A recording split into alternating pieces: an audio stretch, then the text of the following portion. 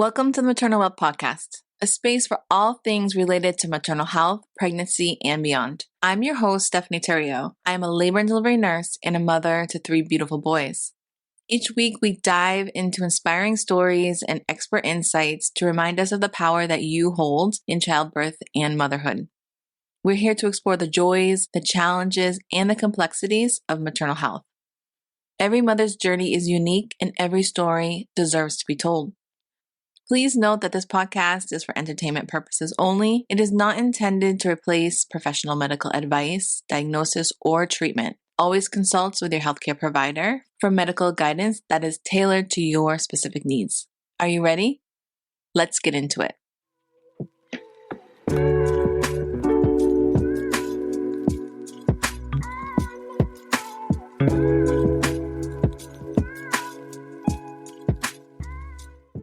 Before we get into this week's episode, I want to pause and read an excerpt from Shawnee's book titled A True Story, A Life Shattered, A Promise Kept, A Secret Revealed. Shawnee wrote, "The boundless love I had for my newborns grew even more enormous as I came to know Baylie for who she truly was. Not just in her emerging adulthood, but in her dying and death. I was terrified that the experience of love and loss would compromise ability to ever love again. I knew I was being hardened and desensitized through the pain. Love would require me to trust my heart and step into the fire again. The challenge was immense, but I would do it for Baylie. I would give this new baby a space in my broken heart. I would get past myself, open myself up to love once more, and embrace this precious new life while I suffered the greatest loss ever. I would love again because Baylie would want me to."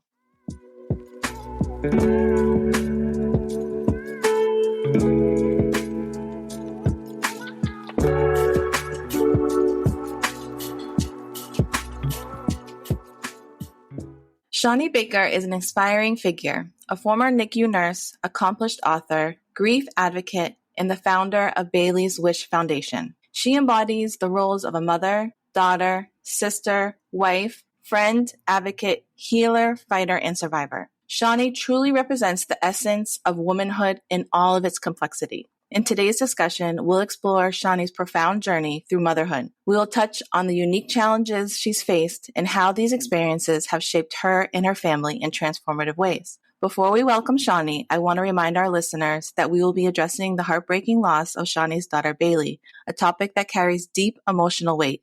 Your understanding and compassion are appreciated as we navigate this sensitive conversation. Join me as I welcome Shawnee Baker to the Maternal Wealth Podcast. Welcome, Shawnee. Thank you, Stephanie. What a beautiful introduction. I feel so honored and humbled to hear you say that.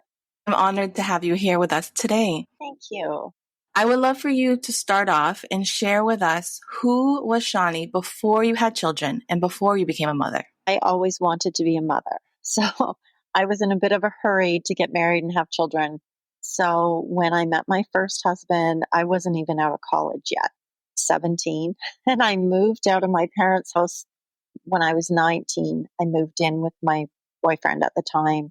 I was pregnant before I was out of school, and I had a baby summer that we were married. I was married when I was 19. So that was a bit of a rush. I really, it's a hard question for me to answer because I didn't get a lot of time to be me. I went from childhood to being a teenager to being a mom, just like that. And I graduated as an RN. I went back and did a postgraduate program for neonatal nursing. I worked in the NICU my whole career, and I had 3 little babies before I was 23. So that was really the start to my life, was motherhood. It's all I ever wanted. And what I didn't plan very well was just how challenging motherhood would be at such a young age and working full-time hours and trying to build a life at the same time. You have 3 children early on, Mackenzie, Tristan, and Baylie. Thinking about my time at work as a labor and delivery nurse, welcoming moms who've had 2 boys and then a daughter,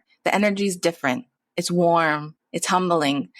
I'd love for you to share with us a little bit about your birth story when you gave birth to Baylie. Wish it was a more beautiful story than it is, but my pregnancies were very easy, very straightforward. Although I did have babies early, for the most part, they were complication free. I delivered Baylie at 35 weeks, and my husband was not able to attend the delivery. It was during that time that I discovered that he had been adulterous through the marriage. I actually learned that my first husband was a sociopath, and through therapy, a lot of things were revealed with his mental health. It turned out that at that time, he had had over 5 affairs throughout our marriage, and that I knew of. And at that time, he was living a second life. So I was in labor and he was at his girlfriend's and didn't show up for the delivery. He didn't show up until exactly the delivery. He knew I was laboring and my children were with a neighbor. And then he showed up at the hospital just right as Baylie was born. And then he left again. The following morning, I was hoping he would come for the baby, and she was just a delight. I mean, she was beautiful and everything I'd ever wanted. He showed up the next morning, had a quick visit, brought the boys to me, went and picked them up at the neighbors and brought them over. And then he left again, and he left me in the hospital to look after the 2 little boys who were 2 and 3 and my newborn. He left and I couldn't find him and I couldn't get a hold of him. And my family was miles away. We were living in South Texas. We were in San Antonio. My family was in Toronto. And so I really didn't have anybody to call to come and get the children. So I ended up having to find out of the hospital, discharge myself. And I left the hospital that day at noon and took my young family home with me, and later discovered all of the terrible things that had been going on with my husband at the time. He showed up 3 days later back at the house and let me know that he was leaving, that the family thing wasn't for him. So he left when Baylie was 6 days old. I rebuilt my life. Often we talk about women needing the village. We need our village to help us raise our children. If you could share with us a little bit about when your husband left, you went back to Canada, where you're originally from. Yes. How did you use your village when you were 23 years old with 3 little kids? Goodness for my village. So his mom and dad actually, I reached out to them as well, and they were just devastated with his behavior and what had happened. And they couldn't find him either. He wasn't answering calls from his family. So his family paid for flights for us to fly back. Of course, I called my mother and sister immediately and were very supportive of me. My mom wanted me to come home, bring the kids and come back home. And I would stay with my mom and dad until I got back on my feet. So that's what I did. I went back to Toronto and I was with my mom and dad for about a month. And then I landed a job at the Hospital for Sick Children in downtown Toronto, which is a world-renowned hospital. It's an excellent facility. And I was able to get my career back on track with the help of my mom and my sister and my village and start all over again as a single mom. Frequently in your book, you reflect on the bond between you and Baylie. To the best of your ability, share with us, bring us into that bond that you and your daughter had. Yes. So Baylie being the youngest of the 3 and the only daughter, we created a bond like no other. Baylie was so much like me that it was really easy for me to connect with her. The boys had different interests that I wasn't as familiar with. And Baylie ended up being a rider. I had been an equestrian earlier on when I was a young girl. And so we had that in common. Baylie wanted to be a doctor. I was a NICU nurse. We had so many things in common and got along so well. We were best of friends. And as Baylie grew older, that only became stronger. It was kind of funny because people would ask Baylie who her best friend was, and she would say her mom. We were just 2 peas in a pod. As Baylie grew, from what I read in the book, together as a family, you decided that she wanted to attend university in Miami, which was far from you. How was that decision for you as a mom, letting your daughter go when you had such a strong bond? It was extremely difficult, but that was something she had on her dream board. She wanted to go to the University of Miami. She had dreamt of that school. She was a rider. They had a good equestrian team, and she loved the sun. She was a beach kid. She wanted to be on the beach all the time. And I knew that's where she needed to be. Interestingly, she was accepted to quite a few schools, and she ended up with a scholarship for the University of Miami, which made it even harder to say no to. So that's where she ended up. And we struggled with it. We struggled because she was far from home. And we struggled because we were afraid of the dangers in the city. But it was a good school, had a good reputation for high achieving kids. They had a really good program for her to go into the med school program, and it was everything she wanted. Before Baylie moved to Miami for school, your family had, surprise, not so much of a surprise, pregnancy. Right. Tell us about how Baylie took to you being pregnant and then she was going to be a big sister. So when I met my husband, Scott, he had not had children. I met him when I was 39, and he asked me if I would consider doing it again. And I mean, I was really taken back at the time, and I thought, oh my gosh, I don't know if how can I do this? I felt like I was too old. I had missed that opportunity. But at the same time, I was a mom. That was what I did. I loved being a mother.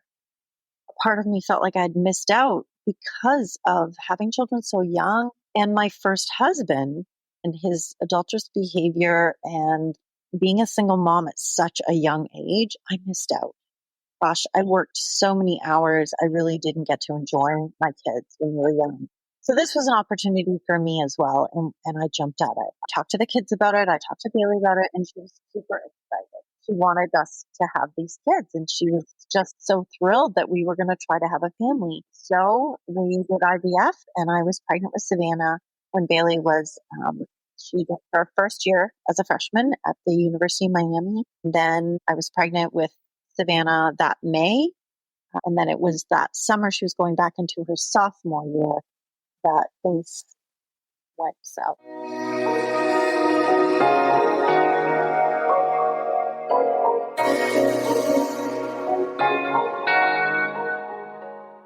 You and I connected through a Facebook group, Upper East Side Moms, and you touched upon wanting to share your story about loss and life intertwined and how that presents in women, how trauma presents when we're pregnant and delivering. Why do you want to share that story? And if you could fill us in with what loss you were having as you were going through bringing new life into the world. It's interesting because I was a member of the Upper East Side group, and my husband had lived on the Upper East Side. We had been down there. We spent a lot of our weekends in the Upper East Side because my husband had clients in the area. We were working down there. I met a lot of his clients and a lot of friends. I started a company. I left nursing. I left the NICU and I had started a sleep consulting company and parent coaching. And I was working with families at the time on the Upper East Side. And a lot of my work was about the reaction of the baby when connected to the mother. So having that sixth sense, if you will, where the baby picks up on the mother's emotion and can detect sort of anything that's going on with her. If mom is having anxiety, the baby doesn't sleep. And we see this all the time. The babies are just so attuned to her in that couplet relationship. Then taking a step back, and there was actually this incredible course that I took with Dr. Gabor Matt. That course was on trauma to the mother during pregnancy. And there's a film called In Utero, which I don't know if you've seen, Stephanie. It's fabulous. And it's about that baby resting in the cortisol and the adrenaline of that mom and experiencing trauma in utero as the mother was experiencing trauma. And so they did a lot of young women who had been through difficult times and how that programmed the baby's brain. So here I was going through this horrific experience with Baylie. We believe she was roofied. There's circumstantial evidence to show us on video that she was given a water with a suspicious drug in it. In an Uber ride with two strange men who had taken her for a ride that she didn't know. She got away from them and at that point was texting her friends, letting her know that she couldn't use her phone anymore. Something was terribly wrong. She couldn't figure out how to use the app to order an Uber for herself, which she had used all day. And she let them know that the boys really wanted her to drink the water really badly. They kept pushing her to drink the water. So through this ordeal, Baylie proceeded to walk 3 miles in the pouring rain in downtown Miami. There was no way to send help for her. She asked the girls to send her help to come get her. She said, "You have to come get me." But, it just part of my foundation is that there was no way to send her help. And that safety net isn't there. There was a preventable solution, but it just didn't show up for those girls or for Baylie. So they guided her on Friend Finder and followed her and watched her walk into traffic where she was hit. and probably should have died that night, but she was in a coma for 6 weeks. At that time, we were on a sailboat and we got a call. We flew down to Miami and stayed with Baylie at her bedside for 6 horrific weeks of just witnessing her body going through such horrible procedures and torturous recovery, trying to recover. And at the end, we had to let Baylie go. But the trauma that I was experiencing as a mom, as a pregnant mom with my daughter during these 6 weeks, watching this tragedy unfold in front of me and ultimately losing my daughter, my mini me, my best friend, my everything, my whole world. I was just thrown into this absolute whirlwind of emotion, grief, fear, unbelievable fight or flight, unbelievable, just off the chart. The amount of cortisol that I had surging through me for 6 weeks and beyond. I was really fearful of what was happening to my unborn child. I was 18 weeks pregnant. I ended up delivering 3 months after Bailey's funeral. So the care for me became quite intensive. I was having contractions throughout all of this because of the level of stress I was under. And they felt that I could possibly lose the baby. So I was going in for weekly ultrasounds. I was seeing a fetal medicine specialist as well as my OB. So I had 3 appointments a week. I also was going in to see a psychiatrist. They were trying to manage me ahead of time, trying to figure out if one, could I cope through this grief and trauma while carrying the baby and what would happen once I delivered, because they highly anticipated postpartum depression and possibly psychosis. Well, at that point, they put me on medication. I was on citalopram, I was on Ambien, and then I was actually on a third medication, which is a post-traumatic stress disorder, to try to prevent nightmares and heart palpitations that were happening, all of which is contraindicated. I mean, citalopram, yes, but the Ambien is contraindicated in pregnancy, and yet I couldn't sleep. I was a mess. And so collectively, the 3 physicians agreed that that was the better option of all of it. I mean, they didn't really know what to do with me. There's not a lot of literature on that level of stress and trauma in North America with moms. Losing my grown child, and we were in the middle of a legal battle. We didn't have a healthcare proxy for Baylie, so we didn't have the right to advocate for her to have drug testing done to see if the roofies were in her blood. By the time we got the order from police, it was out of her blood. So that was very stressful. We were never able to get justice because the drug had dissipated. We were not able to get medical records to send for a second opinion because we didn't have a HIPAA waiver or a healthcare proxy. As such, Baylie had a significant brainstem injury, which heroic measures had been taken. She perhaps should not have lasted 6 weeks. We didn't find that out until we transferred her to Boston 4.5 weeks into it, where they told us that this bleed was so bad and they didn't know how that was missed in Miami, but it was missed. Again, had we had the paperwork, we would have been able to get that second opinion. We would have known in week 1 where we stood on her prognosis. These things compounded the stress of losing my daughter.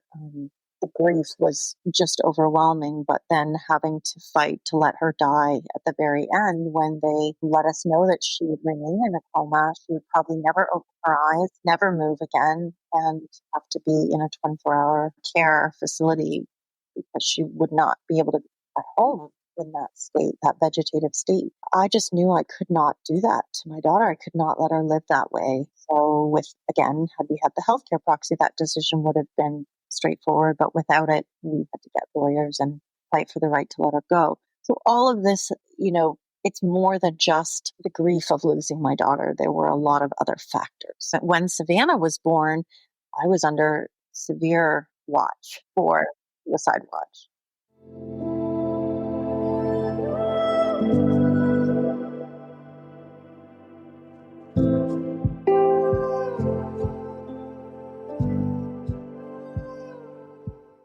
Reading your book was definitely enlightening for me as a mother and a healthcare worker in how policies and insurance and laws are for adult children. And that's something I want to get into coming from the perspective as a labor and delivery nurse. So many times we will get women who are in the depth of trauma or they have had trauma in the past. What advice do you have for OBs, midwives, nurses, anesthesiologists, anyone who's in the room to help us provide more empathetic and trauma-informed care? That's a really good question. I will say that my team, my medical team of physicians, my OB, my nurses, they were exceptional. They were really good. They did what they could to support me. What was difficult, and everyone grieves differently. So that's the first thing that's hard to know what to say or what not to say. But what was difficult for me was, and no one wants to minimize anyone's loss because a miscarriage is a horrible loss. It is absolutely devastating and it's a tragedy and it's painful. But to have raised a daughter and to have experienced the things we did together for 19 years and to have brought her to the place she was, to the level of education and the launch and all the riding and all the things we had done, and then lose her after I put in all the work as a mother to raise her was a whole different level, because you're not only grieving the loss of the person, the daughter, flesh and blood, the person you love with all of your heart that you would die for in a second, but you are losing 19 years of investment. You are losing everything you ever did for that child. And it's hard to explain that to people. Every sacrifice I made, every extra night shift I worked so she could have something more, so she could go to a better school, so she could have her horse. Everything I ever did was wiped out just like that.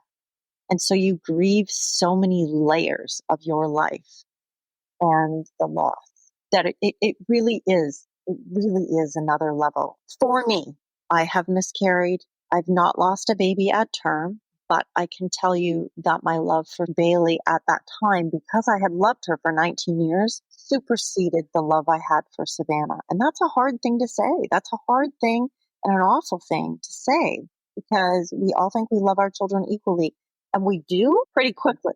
But at that time, at that moment, I would have traded in a heartbeat. And I truly felt like I had made a deal with the devil.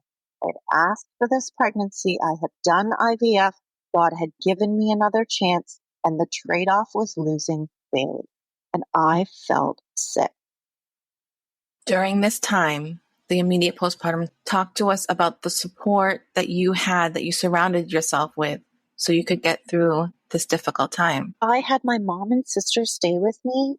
It was sort of a part of the deal. So my obstetrician wanted me admitted for psychiatric evaluation, because once Baylie died, all I wanted to do was be with her. She was my home. I loved my boys dearly, but my boys were older. They had actually left college and moved out west. They were living in Calgary, and they had launched a very successful business. And although they were young, we really had left the nest. I was hanging on to Baylie with everything I had. She was the baby. She was the only girl, and she was my home. No one in the world knew me the way Baylie knew me, and never will, to be honest. Not my husband. I don't think anyone will ever know me the way Baylie knew me, and the other way around. For that reason, my obstetrician and the psychiatrist agreed that I should be hospitalized. But here I was, I had just delivered this new baby, and I was breastfeeding, and it was like, how are we going to do this? So my husband agreed that we would make sure that I had 24-hour care at home, that my sister and my mother would stay with me at all times. I would never be out of anyone's sight. I had to come into the bathroom when I had a shower. And that's how we got through the first couple of months, with me medicated and supervised and going through postpartum depression and psychosis with these horrific thoughts of wanting to die, until I started to see things through a different lens. I had grief counselors. I had therapy. I went to therapy every week. I was able to talk through it and talk about, what would Baylie want? How would Baylie want me to live my life? What would she want me to do right now? And that's really what got me through, was thinking about it from her perspective, and that she would want me to be a mother to Savannah and to put Savannah first. And that's what I had to do. The difficulty with Savannah was that, because of what we went through, fortunately, she did not have to go to the NICU for drug withdrawal because of my medication. She was great, which was amazing, but she did have signs of distress. She was a baby who was born in a very toxic environment. And she had a hyperactive moral reflex. So she was on fight or flight all the time, startled all the time. For a whole year, I had to take her to PT and OT also took her to a chiropractor, but we did a lot of work on her central nervous system, trying to get her to feel calm and to not have that fight or flight response for everything that happened.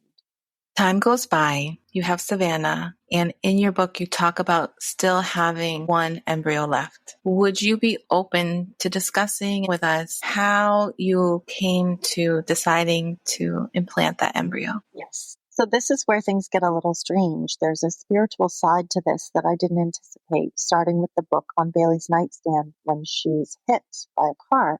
The book is about being in a coma, and it's a study done by a doctor named Dr. Adrian Owen on consciousness and the conscious patient who is trapped in a body that doesn't work, who's in a coma. The bookmark on the page she's reading is about a 19-year-old girl hit by a car. You just can't make this stuff up. That was the strangest book and situation for us that we all agreed and found. So when I read her book while she was in a coma, it talked about what that future would look like. And it was as though she was guiding me and speaking to me through the book. She was reading about her destiny before this happened. She left so many breadcrumbs and so many signs and so many messages, almost as though her soul knew that her life would be cut short. She was admitted under the only doctor in the United States doing a study on consciousness in a patient in a coma. The study in her book had been done in the UK and Canada. It had been done for quite some time, but no one had done the study on trauma patients when they are initially in the ICU. So right away, do they have consciousness right away, or does it leave and come back? So Baylie became the very first patient in the United States under Dr. Brian Edlow at Mass General to undergo a trial study on the search for consciousness in a patient in a coma in the ICU. For me, the unlikelihood of that was 1 in a million. The chances that she was reading about the study on her nightstand and became the first patient was just too much. So I became highly alert to signs. I started to think there's more to this. That her soul is here. Being born and raised Christian, I always believed that we had a soul, but I'd really detached, to be honest, from a lot of it. I was a little bit skeptical. I was science-minded. I'd worked in medicine for 20 years, and it was like full circle. So before Baylie went to Miami that summer, we were looking at the embryos at the kitchen table. We had 4 embryos that had undergone PGD and PGS testing. We knew the sex of the embryos. We knew they were healthy. One of them was hatching. It was just fascinating to see the pictures under a microscope of these embryos. Baylie looked at them and with absolute awe, as we all did, and she said, "Mom, I promise you, if something ever happens to me, I'm coming back as one of these embryos."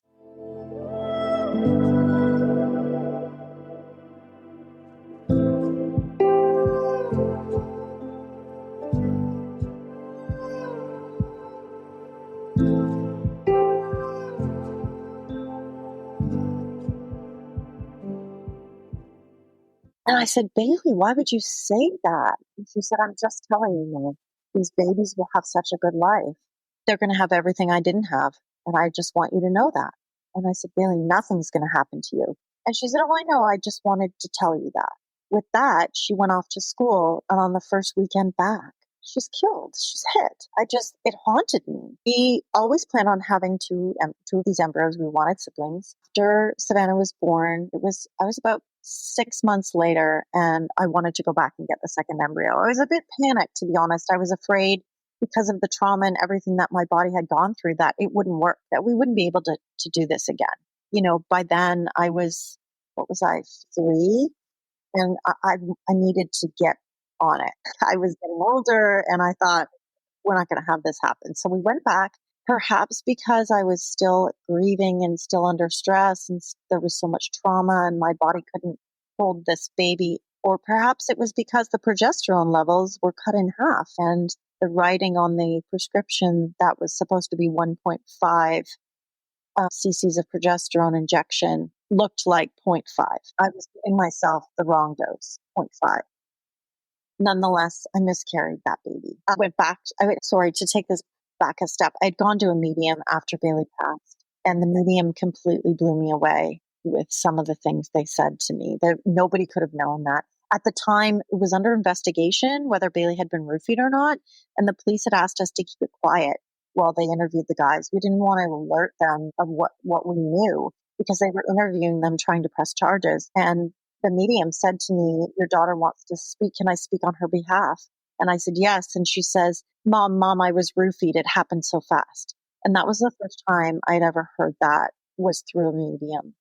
So fast forward again to this embryo, I lose the baby. I have a miscarriage. I go back to see a medium and she says, the soul's not a match. Do you know what that means? I knew what that meant. I was so confused, but yet just, I can't even explain the emotion and the feeling of wondering, is Baylie really speaking to me? Is this really happening? And then we went back for the last baby and someone had reached out to me through the grief counselor and said, I don't know if you're open to this, but there's a medium who has a message for you.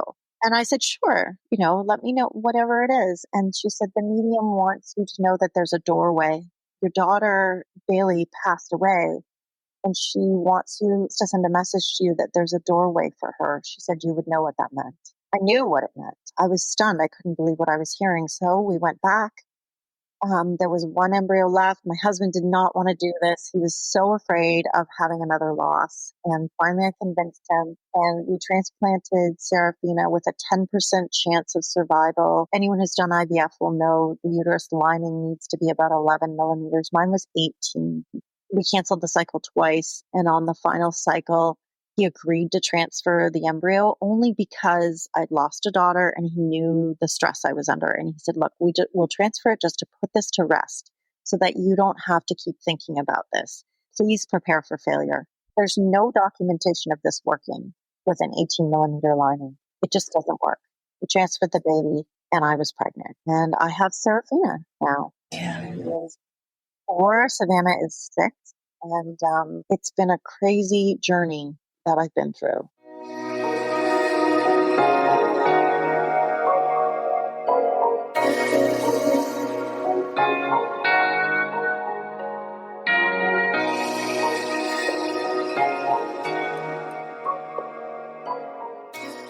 In the book, you touch upon your journey with Seraphina and the things that she says that are reminiscent of Baylie.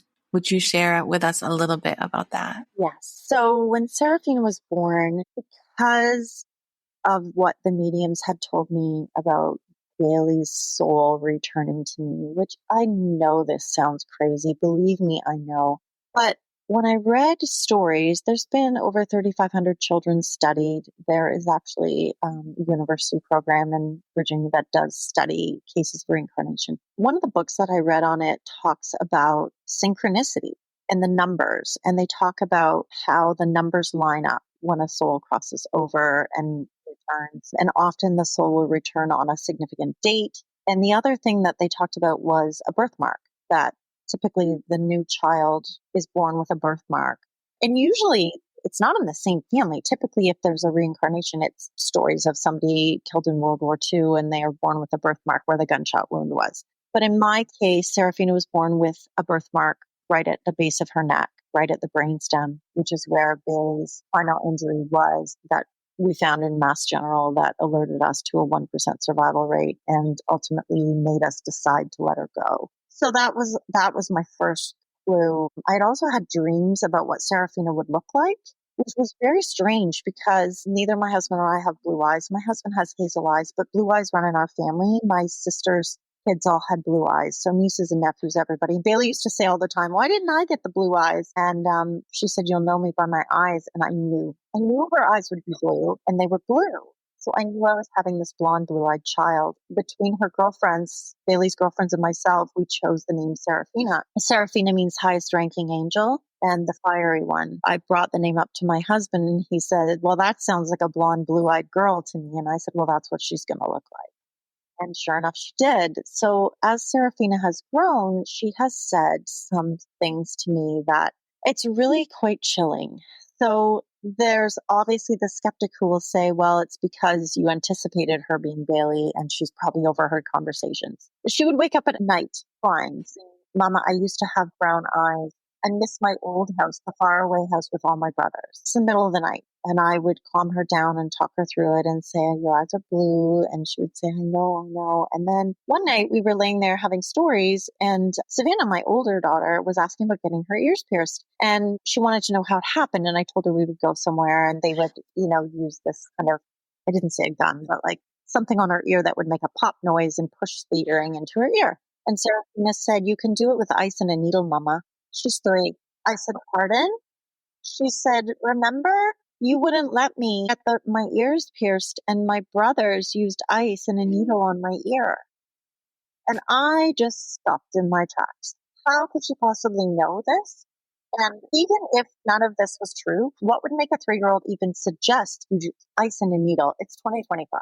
So I had a hard time remembering. I talked to my mom about it, and she said, it wasn't her first piercing. She got her ears pierced when she was 6. This was when she was 12, and she wanted a second hole, remember? And I'm like, no, I don't remember. And she said, you would not let her get it.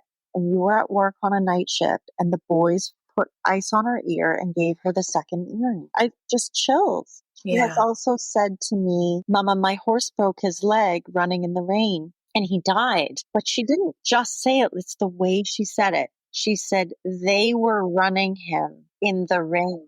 They were running him.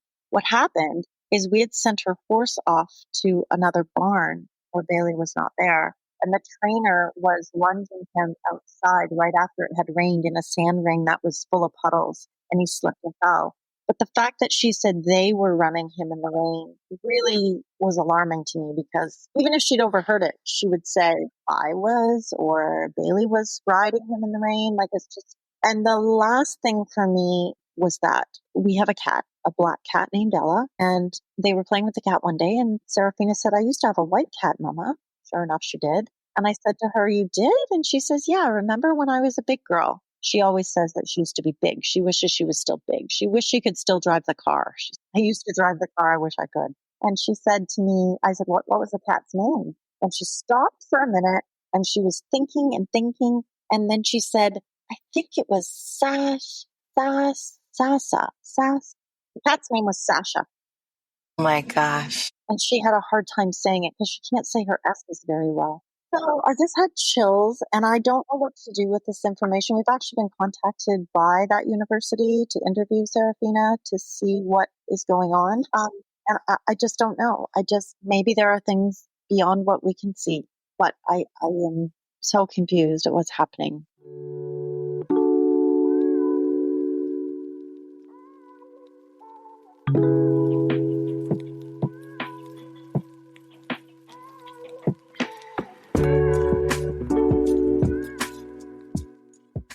We pause this episode for a quick message from our sponsor.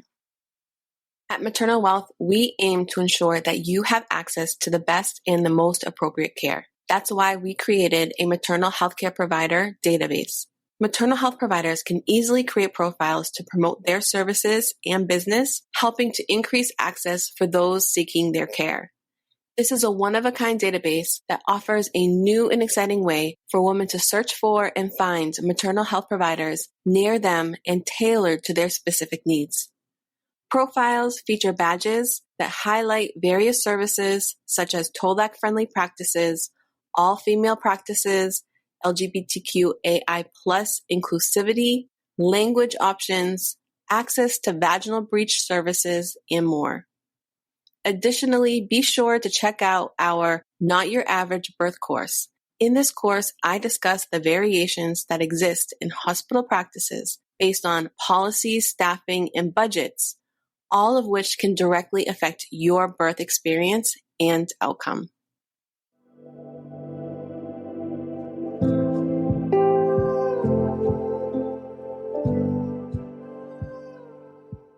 You touch in the book about your husband, Scott. He didn't believe as much as you, but there was an incident with the toy car that made him believe that there was something else going on. Yeah, so Baylie had sent us signs after she passed. When she was in a coma, I sang to her and I prayed for her to go. I would ask her to go. I said, Baylie, your body is so broken, they can't fix it. You need to go. Go with the angels, sweetie, go, so we don't have to make this choice. And one of the things I asked her for was, when you cross over, I need to know you're safe. Send me bluebirds. I don't want, because we get them all the time. I had to get bluebirds for 3 years. We even got live worms and put them all out on the deck. Researched how to put the birdhouse out, facing the east direction, all this stuff. Baylie and I were like determined we were getting bluebirds. Couldn't get them. The summer, so Baylie died in end of September. That May, on her birthday, she was born on May 6th.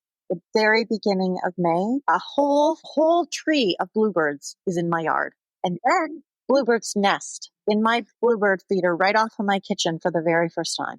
So I was like, this is unbelievable. And then, the signs kept coming. There were dimes. People always talk about dimes. I don't understand why the dimes, but believe me, they happened to me. There were dimes all over, dimes in the nursery I would find, which was insane. And then I thought, okay, my husband thinks I'm absolutely crazy. The TV would turn on at 3 a.m. for months, all the night. She sends him a text before the accident from Miami about a car. It's a prototype. When we moved in with Scott had been a bachelor all his life. He had worked for Goldman. He had made some money in his life. And then, by the time he met us, he wasn't in as great of a place, but he liked sports cars and he was going to buy an Aston Martin. And when we moved in, the brochure was on his counter. And he said, well, I think that's the end of my car, because we were moving in. So we kind of laughed at that. So Baylie bought him a toy car for Christmas. And that was his Aston Martin. And we always joked about that. So she sent him this text. It was a prototype of a 2020 Aston Martin it was Skyfall Gray. It hadn't been built yet because it was prototype. And she said, Scott, this is going to be your next car. It was the last text she sent him. And we just laughed it off because we were like, oh yeah, right. Sure. I mean, this is like a really fancy car. So then after Baylie died, Scott went down to Florida. He likes to go to Florida shopping for cars. So we had what year it was. I'm going to say that it was 2020 that he went down there, because it wasn't the year that, it would have been, because it was a 2020 prototype. So he went down to Florida and he was shopping for cars. He wasn't even looking for an Aston. He was looking at Porsches.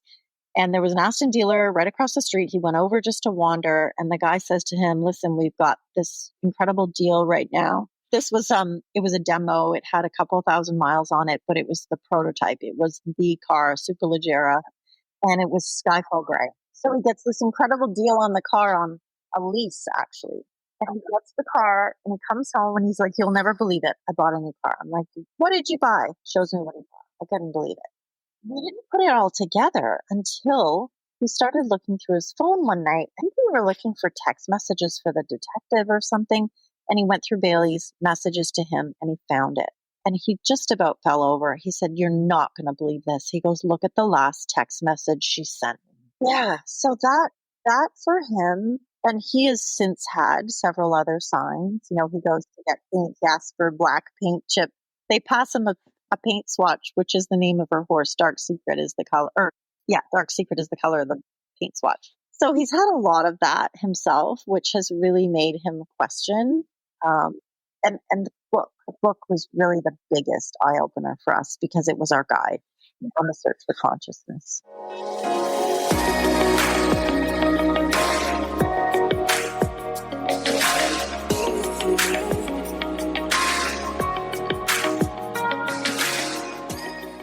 I want to talk about the foundation, Bailey's Wish Foundation, because I think what you're doing is really important. And a lot of parents don't know what could happen if their children are in an accident and they don't have a healthcare proxy. So how did you get the idea of creating this foundation? And then tell us why this foundation is so important. Well, I knew Bailey's wishes because we had an accident occur in our town. And she had said to me before this ever happened, like a year before, Mom, she said, there are worse things than dying. I said, what is that, babe? She said, being trapped in a body that doesn't work would be worse. Please don't ever let that happen to me. I said, I promise you I won't. Don't let it happen to me. She said, I won't, Mom, I won't.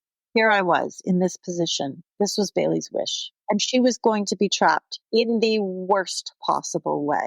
Her disabilities would be so significant, they didn't think she would have the brain of an infant. She would have no awareness of her surroundings, be in a completely vegetative state, never be able to move her body or open her eyes or know who was in the room.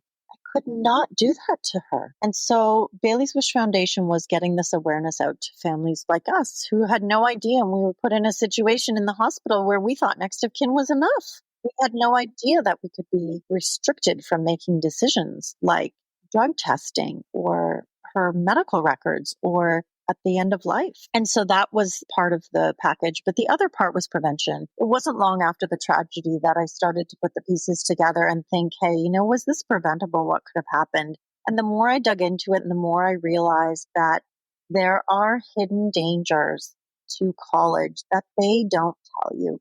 Colleges are a $900 billion industry that is privatized, and they have no law that says they must disclose any of this data. So the transparency is very poor. There's currently a bill that should become a law, the Board Safety Act, which will force colleges and universities to disclose how many deaths and serious injuries have occurred on campus in the past year and what they occurred from. And that right now doesn't exist. There are also outdated safety policies. The blue light system was created in the 70s. It's still used at many colleges and universities. We'd like them to get rid of that and use a safety app. There's options for safe rides. University of Miami didn't have that. The option was only an Uber. And then finally, the amnesty laws. The amnesty laws designed to protect those who call for a medical emergency if they're underage drinking. In some colleges, some states, it will protect the victim, but not all.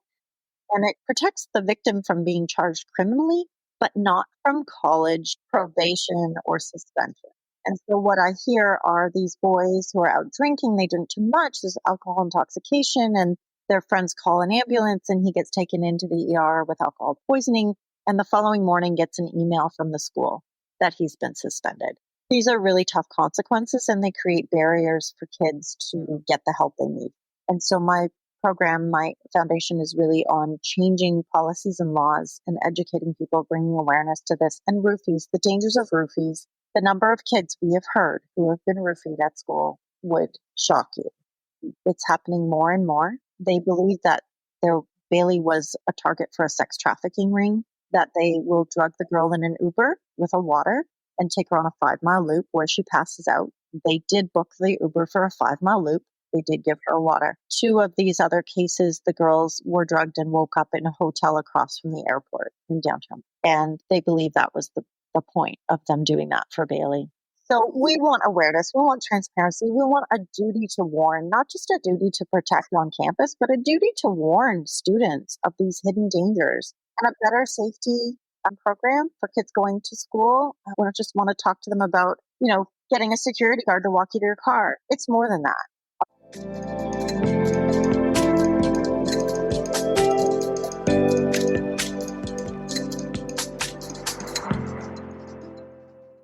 Third eye. Can you talk to us a little bit about this? Because when I was reading this, flashbacks were coming back to me and my experiences when I, not even just in college, but as a young woman.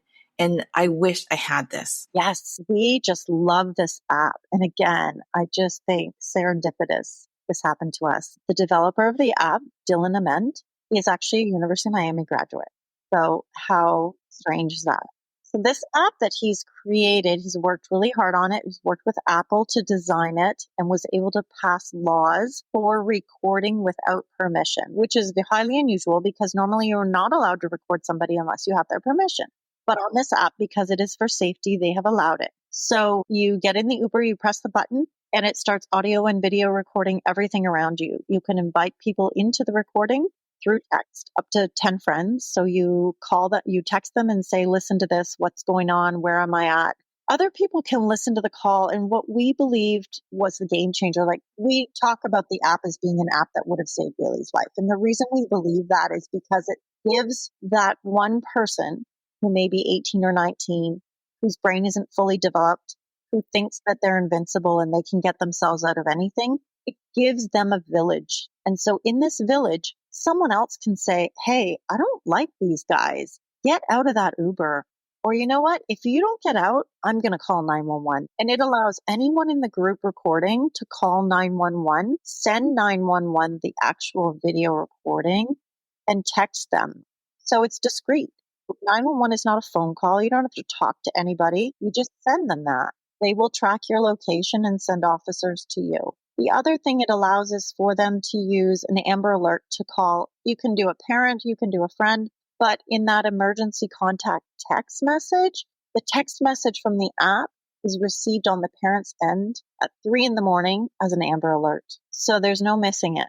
Your phone will go off. Yeah, this is great. I really think pushing this and getting this out there, well, like you said, it could have saved Bailey's life, and it will save lives, because being in this situation as a woman, and it's dangerous, it's discreet, so you can do something about it without alerting the person who's trying to harm you. Right. And you know what else? It's used as evidence. That recording can then be evidence later. Yes. I want to ask you, with everything that you have gone through, your journey in motherhood and raising your children to where you are now, for anyone who's listening to the episode who are going through something similar, some form of trauma, some form of loss, what advice would you have for them to keep going? My first piece of advice would be to connect with a group. I sound like I'm promoting other people here, but Helping Parents Heal was a game changer. It is a huge group of grieving parents who believe their child is on the other side, that their soul has not left us, but it is just in a different form. And whether that's truth or fiction, whether that's our own way of coping, let it be. Let them believe that. Let us be. It doesn't harm anybody, and it helps you continue to live.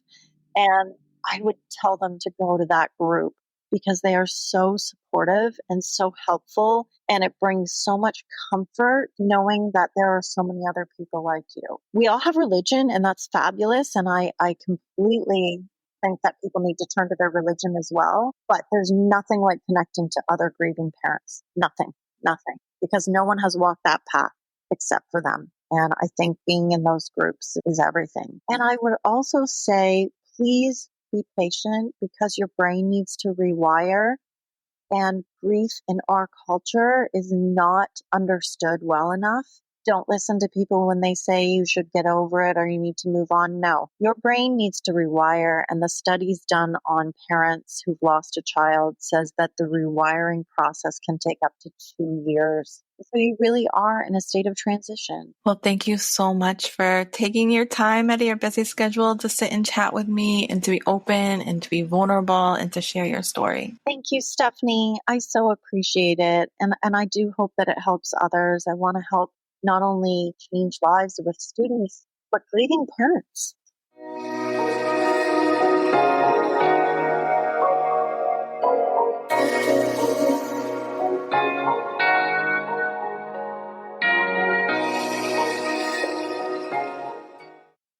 Thank you for listening. Be sure to check out our social media. All links are provided in the episode description. We're excited to have you here. Please give us a follow. If you or someone you know would like to be a guest on the show, reach out to us via email at info@maternalwealth.com. And remember, stay healthy, embrace your power, and you got this.